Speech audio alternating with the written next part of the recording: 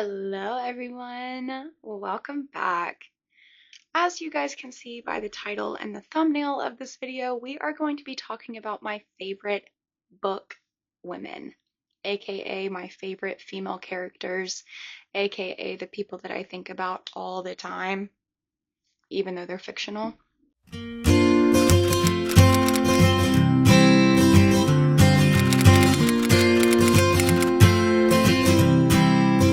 So I have a giant stack next to me, okay? One of the ones I show, and it's going to be the first one I show, because she really genuinely, I believe she is my favorite book talk woman of all time. Book talk woman. Book characters of all time, but I do not have the physical copy of the first few books. I only have the tandem read.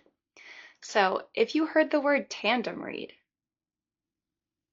you heard me right. And you can probably guess what that book is. I am obsessed with Selena Sardothien. Obsessed with her. She is a badass. She continues to be a badass. She goes through so much in these books that just prove how strong of a woman she is. And it also just I don't know if it's just me being a woman, but I love strong female characters, and Selena is one of those characters. She is so strong, she is so powerful, she does not take no for an answer, and she will make friends along the way that will end up owing her things, and it comes back in the end to be one of the most fantastic things in the entire world. So, Sarah J. Maas. Another Sarah J. Maas. Feyre. I love her. I love her a lot. But Nesta, she's my girl. I love Nesta so much because she really is that complex female character that everyone has a hard time understanding unless you have been in a situation like that where you are the older sibling, you are the one taking care of everyone, and that kind of makes you not feel so good about younger siblings because, you've kind of taken care of them your entire life, even though you kind of wanted to go out over the weekend, but you ended up having to babysit, but Feyre and Nesta, I love them so much. I love them so much. Now, we are getting into some different books, okay? So, this is King of Battle and Blood by Scarlett St. Clair. This is Adrian and Isolde, I think is how you say her name. But Isolde is a badass. She is a badass. If I remember right, yeah, I think I am correct, but I'm pretty sure Isolde is a mortal in the vampire world, and this is a high stakes competition game? Question mark. Does that make sense? But Isolde, she has to do this challenge with vampires, and obviously we've all seen and read about vampires. What do they do whenever a human is in the room? Yeah. So Adrian, I believe he goes to protect her during this battle, during this challenge, competition thing. Yeah, I'm pretty sure, but I think that Isolde is such a badass because, well, girl, she's literally living with the most dangerous creatures as a human. So not only does that make her a super strong character, a super duper badass, it also just makes this book fantastic because let me tell you, I love a strong female character. I will say that so many times during this video because it's true. I just love a strong female character. Next, this one I just read not that long ago. Pretty sure it was the last video on my channel, but Lightlark, girl, girl. Isla went through so much shit and was kept in a cage, for lack of better terms. She was literally kept in a cage. Her entire life was helicopter parented to the point of she has to do things to go out of her way to meet people because she's not allowed to do things as. Anyway, Isla is crazy, crazy, crazy strong. I don't want to dive too much into this book because go check out the last video. Isla is a crazy character. She is so strong. She's in a competition of monsters and she has nothing to protect herself except for friendship and love and power. And there's so much that goes on in this book, I literally cannot even explain. Go watch the last video to get more information on Lightlark. I loved this book. Isla, badass. Now, this one is literally so completely, actually, the next few books that I'm about to pull up are not even in the same genre of the books that I just listed. Those were all pretty much fantasy. This one is just a contemporary romance, just 10 out of 10. Also, yes, the sticker's still on there. Oh, Archer's voice. This book will literally make me cry every single time I think about it. Anyway, Bree is such a great female character because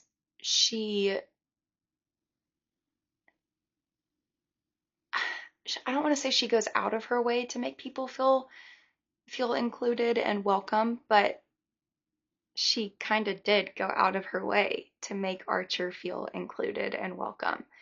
Now, I love her so much because poor Archer, he has been living in this town his entire freaking life, and no one communicates with him. No one speaks to him, nothing. And Bree comes in, and Archer doesn't speak to her, so she finds out that Archer cannot speak. So she, being Bree, and having the family that she does, she knows sign language. So Archer finally has someone to communicate with. And I believe that Bree as a character is so important because there are people that we need Bree for. You know what I mean? Like, we have to have good people in the world that are willing to go out of their way to make people feel welcome. And Bree did that, and I love her so much. Hallie. God, I love Hallie so much. Ugh, not only is she intelligent, not only does she have a book club, not only is she a reader, not only is she a Taylor Swift fan, like, everything about Hallie is so sweet. She, once again, goes out of her way to help Henry, who is struggling with his academics, which therein gives him some issues playing hockey because, well, you have to have a good GPA to play sports in college, you guys. So Hallie comes in, helps Henry, and the rest is history. Oh, look at all those tabs. Like, you guys, obsessed with Hallie and Henry. They are literally my favorite, my favorite just extra couple from the Wildfire series, from the Icebreaker series. Um, they are just such a cute little, like, side couple because Icebreaker is obviously the one that we all think about and we all know. But Henry, being a side character in Icebreaker, we all loved him. And then Russ and Aurora, and just every single couple in this series is just to die for. But I love Hallie so much. I love Hallie so much. Oh, I want to go back and reread that series really bad. Now, this one of my sister-in-laws, it was Alyssa, she got me a blind date with a book for Christmas a couple of years ago. Or was it last year? It might have been last year. I can't remember how long it was that she got me this book, but it was for Christmas. It was a blind date with a book. The Bright and Breaking Sea. I don't know if you guys have heard of this book, but it was actually kind of crazy wild. Um, our main female character, her name is Kit Brightling. She is like a she's yeah, she's a captain. She's a ship's captain. And I think that is crazy. It kind of gives off the same vibes as like that, which Alice in Wonderland was it? Whenever Alice comes back and she's like I don't know. Alice is a badass and so is Kit. They're out on sea, out on the sea, out in the sea.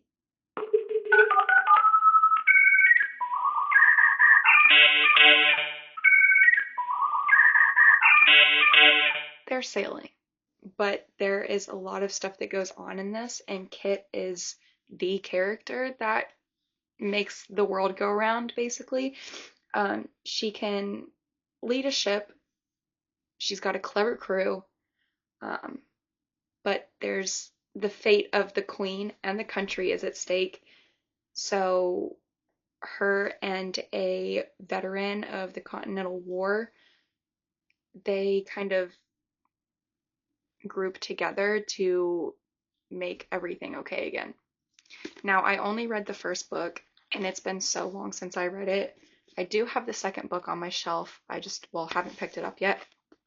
But I do love that we have a main female character who is a ship's captain, who is in a role that is predominantly male. So I do love female characters who do just like dabble in, or literally their entire career is something that is predominantly male.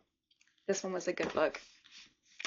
This one, The Color Purple, you guys know. I will say that this book is one that everyone should read.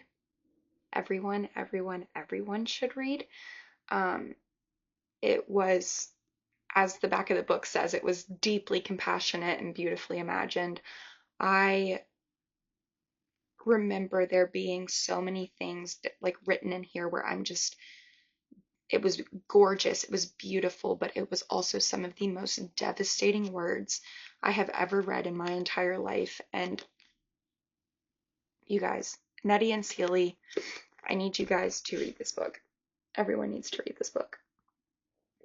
I'm about to get onto my soapbox on reading banned books again. Read this book. Now this one was a crazy, just like random pickup, okay? And the plot of this book is kind of difficult to explain, so I will do my best. Annie Bot by Sierra Greer. This book is not a very long book. It did not take me long to get through, but Annie Bot is a robot created to be the perfect girlfriend. So basically, she is a sex robot, okay? She is there designed to satisfy emotional and physical needs of a male and wear cute outfits that he orders for her. And yeah, this one was wild. She adjusts her libido to suit him, okay? Yep. She is obviously intelligent enough to realize that she is artificially intelligent. But Annie, she starts to become more human as, she lives as a sex robot. And so as she becomes more human, she runs away and she tries to get out of this situation that she's in. She stops behaving well, and Doug will like punish her for it. Um, it was one of the craziest books that I have ever read. Literally one of the craziest books I have ever read. Because she's a sex robot, literally designed to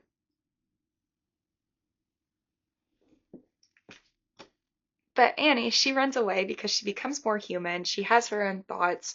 She refuses to take this shit from a male, and she runs away, and she's super badass little robot she is. And lastly on this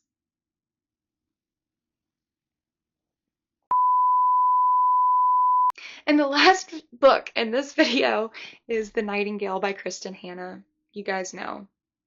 You guys know. You guys know. Because this book was in another previous video, go make sure you go watch that one. This book was insane, fantastic. It changed my entire life. I remember being so frustrated with our two sisters because why? But then by the end of the book, I was genuinely just like, yeah, every single one of those sisters was a badass.